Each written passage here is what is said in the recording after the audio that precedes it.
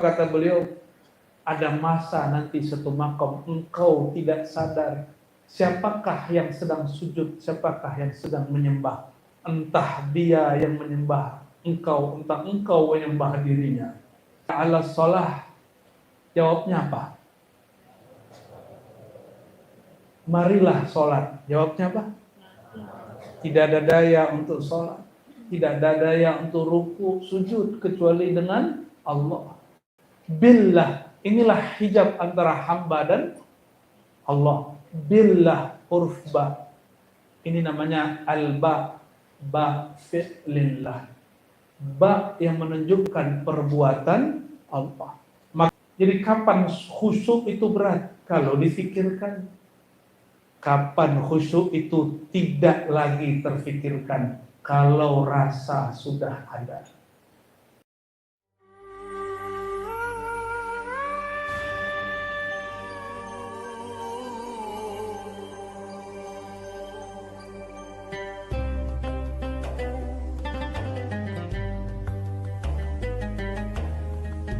Jadi dari manakah kita mulai mengenal diri? Pertama, nih jalan pertama mengenal diri. Dua saja, ini ringkasan dari kajian hakikat.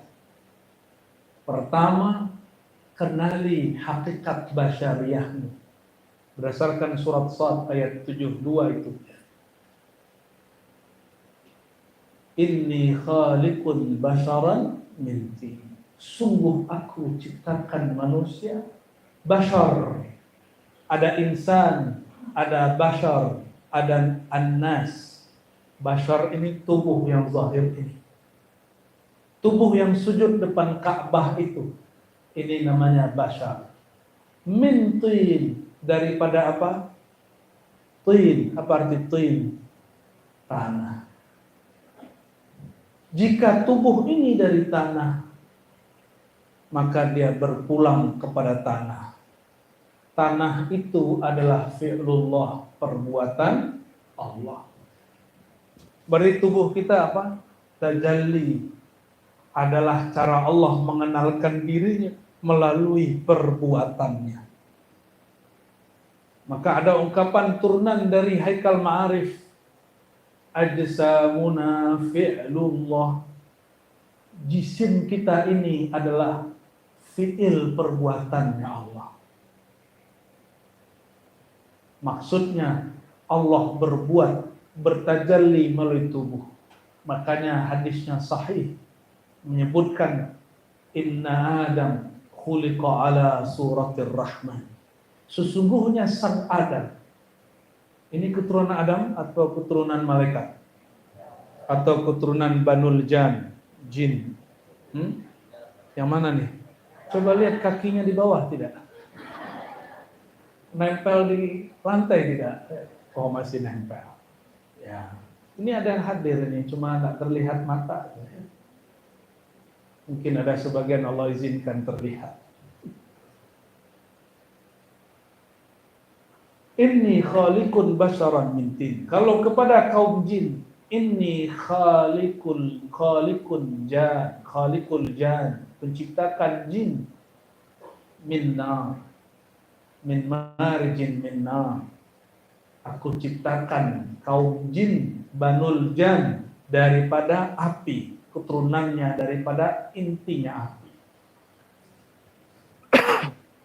Atau marijin min nar, mungkin bunganya api.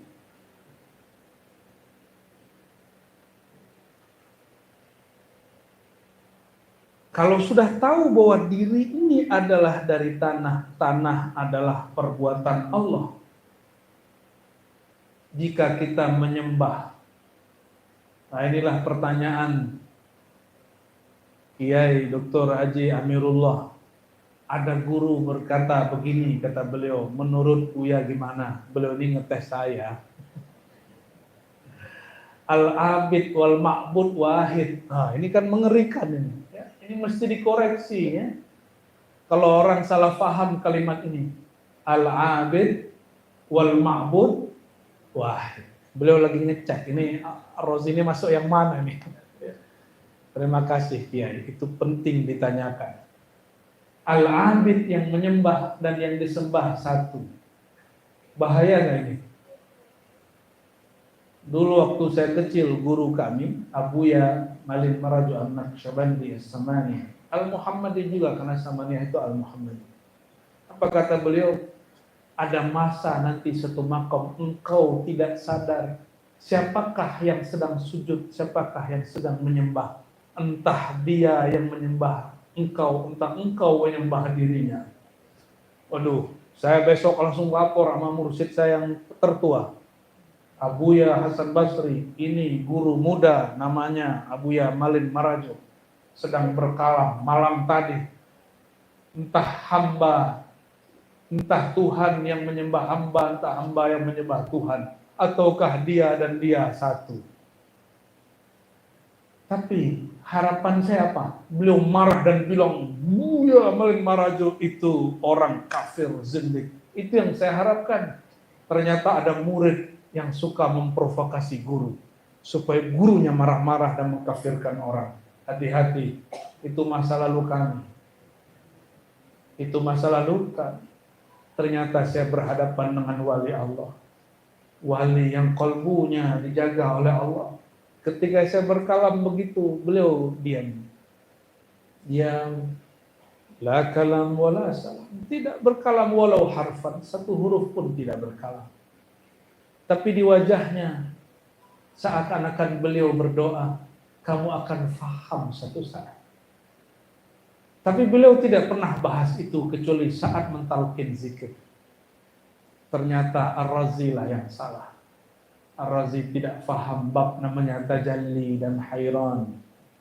Seperti dulu Ibnu Taimiyah tidak faham kitab Futuhat Al-Makkiyah. Al-Futuhat Al-Makkiyah dimulai dengan satu bab, bukan bab juga, satu muqaddimah. Muqaddimah babul hayran, makom heran. Makom heran ini bukan makom akidah, maka ahli akidah tidak pantas menghukumnya. Juga bukan makom ahli fikih, maka ahli fikih lebih baik diam, tidak mengomentarinya. Ini makom rohani, bab zauq dan rasa, maka hukum fikih tidak berlaku padanya. Hukum akidah tidak bekerja jika di i'rab disebut la mahalla lahu fil i'rab. Betul bagi? Karena tidak nyambung. Oleh Imam Ghazali disebut epistemologi, ini beda ilmu, maka jangan samakan walaupun sama istilah. Dokter beda cara pandangnya dengan yang sering berdebat sama yang buat obatnya apa? Apoteker, bener Pak Dokter ya? Pak Dokter namanya nama pesantren ternyata ya.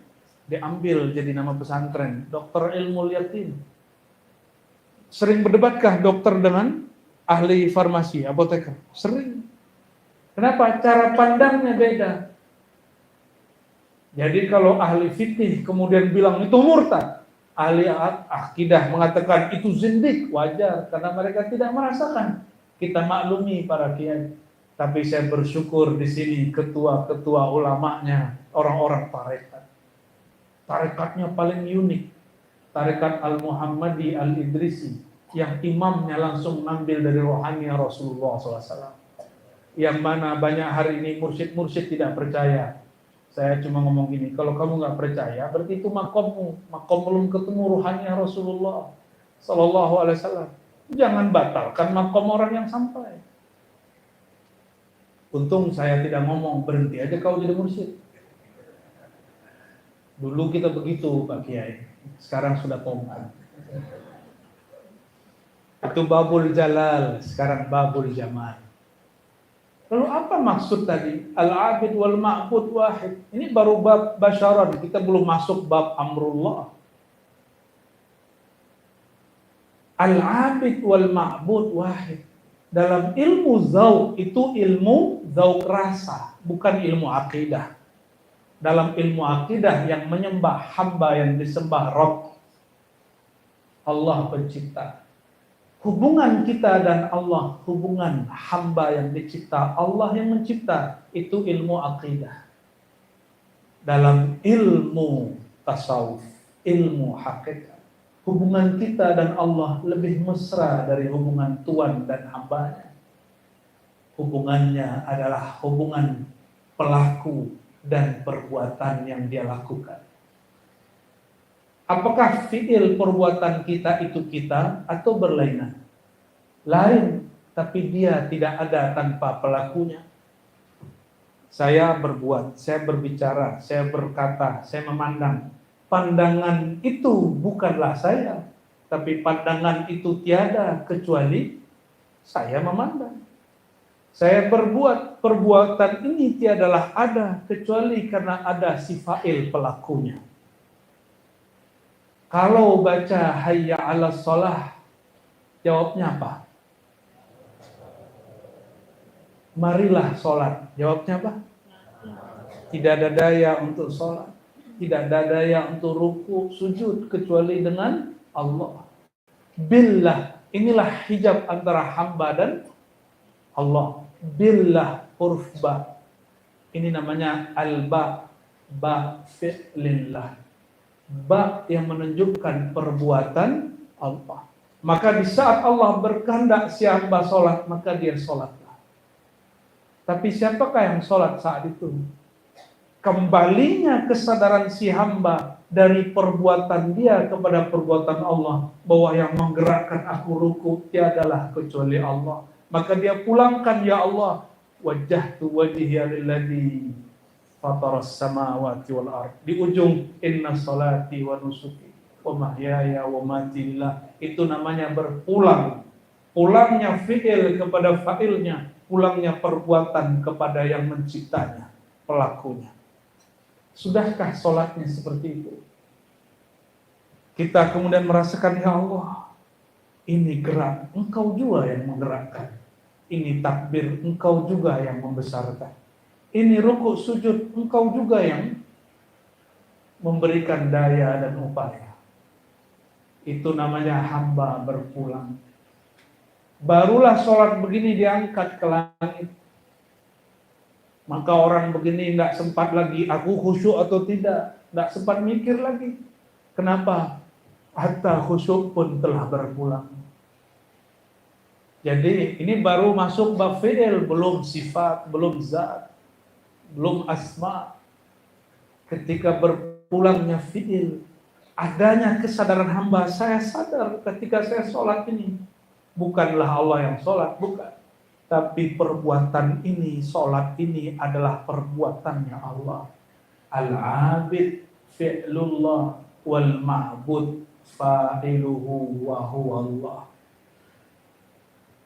Zindikkah orang ngomong begitu? Yang sholat itu perbuatan Allah yang disembah, kembali perbuatan kepada yang berbuat. Apakah zindik, kafir orang begitu? Tidak. Itulah hubungan. Pernahkah berpisah perbuatan dengan yang berbuat? Pelaku dengan lelakunya. Pernahkah terpisah? Begitulah wa nahnu aqrabu ilaihi min hablil warid. Kami lebih dekat kepada engkau, kepadanya, melebihi urat nadimu. Karena yang menggerakkan nadimu, itulah dia. Pulang.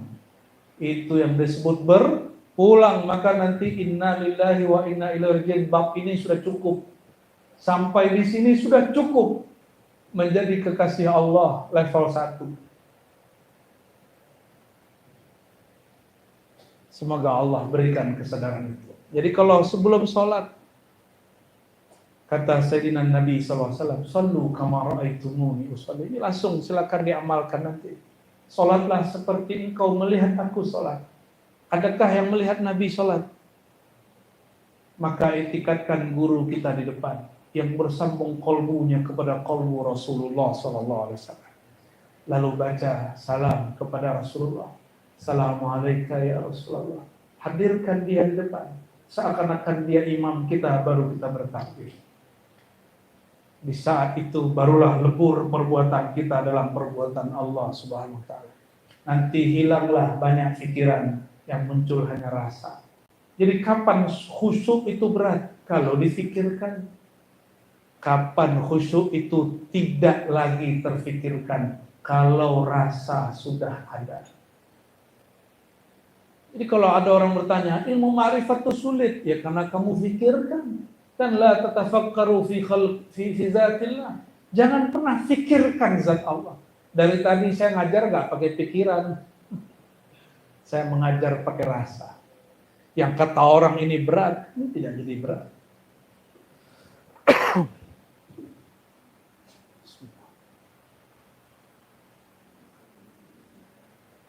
Dapat dipahami?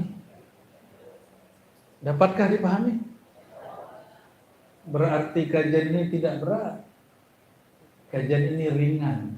Kalau kamarnya benar. Kamarnya sudah benar belum? Kalau belajar matematika pakai akal atau pakai kolbu?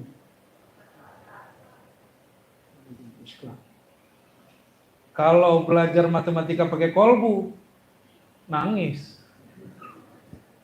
Syukurlah, Mas. Kalau belajar akidah pakai kolbu atau pakai akal? Belajar akidah pakai akal. Belajar fikih pakai akal dan tubuh. Kalau belajar fikih pakai kolbu, baru niat sudah nangis. Saya ngaji niat nangis, Pak. Makanya saya nggak berani ngajar fikih. Kecuali nanti sudah dikuatkan Allah. Kalaupun saya ngajar fikih, kita alihkan pakai bahasa Arab. Jadi ada beberapa santri datang, saya ngomong bahasa Arab.